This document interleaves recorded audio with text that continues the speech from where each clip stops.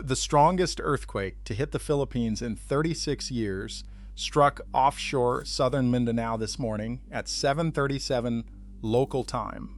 The footage is striking. Buildings cracked. Walls came down. Students ran out of classrooms in Davao del Sur. An airport closed in General Santos. Tsunami waves crossed 3 countries within hours, and the magnitude was revised upward within hours. From 7.0 in the first bulletin to 7.8 by mid-morning. The depth was 33 kilometers. The source, the Cotabato Trench. Intensity VII in General Santos. Intensity VIII in Malapatan, Sarangani. 3.6 million people exposed to shaking strong enough to damage buildings. 16 dead.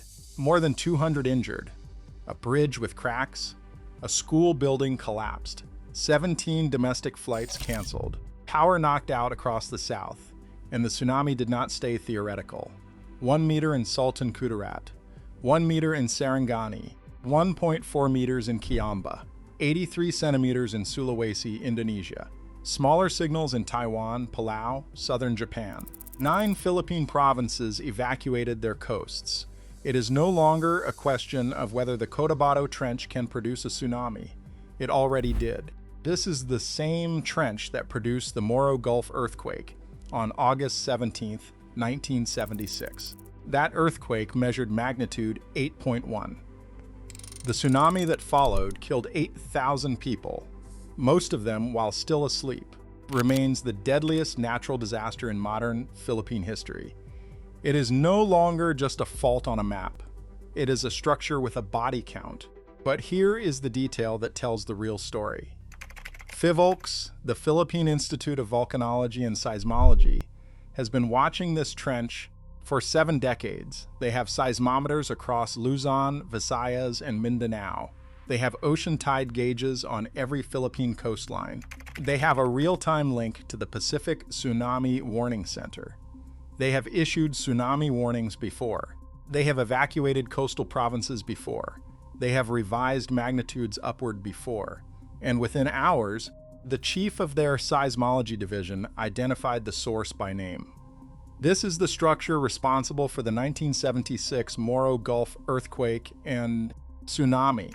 The students at Matanao National High School in Davao del Sur, already outside for the morning flag-raising ceremony, who watched a school building collapse behind them. The families in General Santos, who walked out into the street while the walls of their houses kept moving. The coastal residents of Kiamba, Sarangani, who saw the sea recede before it returned at 1.4 meters. The air traffic controllers at General Santos International Airport, who diverted 17 flights before noon. The doctors in the regional hospitals reading the Department of Health crisis protocol while the floors were still shaking. They have all been doing the same thing, moving away from the buildings and watching the line of the coast. For 50 years, the Cotabato Trench has been quiet on this scale. The pattern held. The question now is whether the next 24 hours of aftershocks are the end of the sequence, or only the beginning of one the southern Philippines has not seen in half a century. This is how it happened. 7:37 and 41 seconds local time, the seafloor offshore Sarangani ruptured. The first seismic waves reached General Santos in seconds. Within minutes, PHIVOLCS issued a tsunami warning for 9 coastal provinces. The first wave arrival window was set between 7:37 and 9:37 the same morning. The Pacific Tsunami Warning Center issued advisories for the Philippines, Indonesia, Palau, Taiwan, Japan, and Papua New Guinea. The initial magnitude estimate was 7.0. Within hours, PHIVOLCS revised it to 7.8. The first waves arrived within the predicted window. 1 meter in Sultan Kudarat and Sarangani, 1.4 meters in Kiamba, 83 centimeters in Sulawesi. In General Santos, the international airport closed and 17 domestic flights were canceled. A key bridge was flagged with structural cracks. Buildings partially collapsed. In Davao del Sur, abandoned school building at Matanao National High School came down. The students and teachers were already outside for the morning flag raising ceremony. The Department of Health activated its crisis protocol. President Marcos addressed the nation and told coastal residents to move to higher ground without waiting. The Pacific Tsunami Warning Center lifted the immediate threat approximately 5 hours after the quake, but the aftershocks have not stopped. What the seafloor did this morning was 3 things at once: a fault that broke, a seafloor that moved, a column of water that lifted. The Cotabato Trench is a subduction zone. The Sunda Plate and the Philippine Sea Plate converge here at approximately 7 to 10 centimeters a year. Most of the time, the 2 plates lock against each other. The stress builds, the locking holds, for decades, for generations, until it does not. When a section of the trench releases that stress, the seafloor moves vertically in seconds. The vertical motion pushes the entire water column above it. The push spreads outward as concentric waves.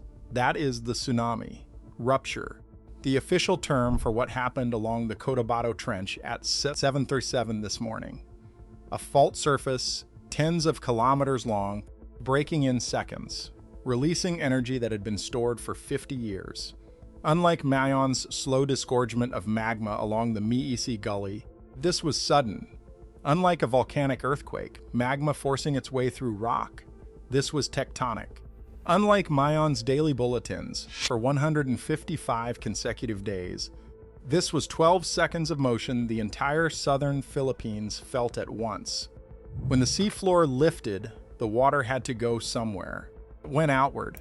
The first wave reached Kiamba at 1.4 meters. The same energy reached Sulawesi at 83 centimeters. The same energy reached southern Japan as a smaller signal. The Pacific had moved.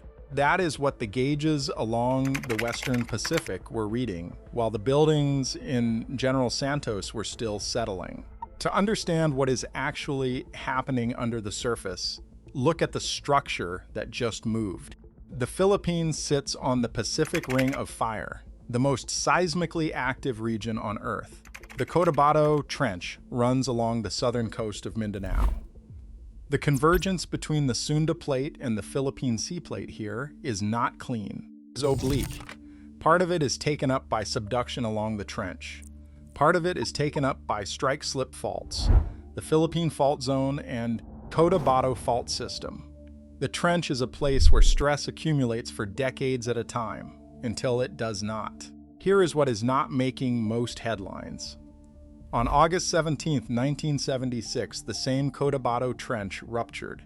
The magnitude was 8.1. The earthquake itself caused damage across western Mindanao, but the tsunami that followed was the killer. The waves swept the Moro Gulf coast in the pre-dawn darkness. Most of the people who died never woke up. 8,000 people were killed. Entire coastal villages were erased from the map. It remains the deadliest natural disaster in modern Philippine history. PHIVOLCS named the same trench within hours of this morning's earthquake. The difference today is that the magnitude was lower, 7.8 instead of 8.1. The waves were smaller, 1.5 meters instead of several meters. The warning was faster. Most people moved before the sea did. The similarity today is that the structure that produced 8,000 deaths in 1976 is the same structure that just produced 1.4 meters of tsunami in Kiamba, 50 years apart. Same trench, same coast, and it is still not over. The Pacific Tsunami Warning Center has lifted the immediate threat, but PHIVOLCS has not declared the sequence finished. They have not ruled out aftershocks above magnitude 6.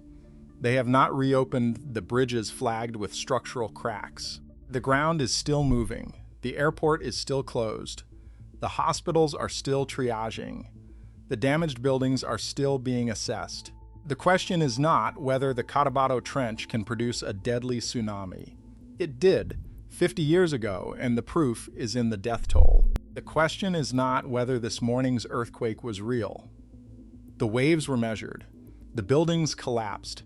The question is what the residents of Sarangani, General Santos, Sultan Kudarat and Davao Occidental, and the coastal towns of Sulawesi, Palau, Southern Japan, due in the next 24 hours, as the same trench that killed 8,000 half a century ago decides whether this morning was the whole story or only the start of it. The Moro Gulf coast still remembers 1976 as a warning. The land shook, the sea moved. The trench that killed 8,000 in 1976 is still there. If this story is worth telling, subscribe. We cover more of these every week.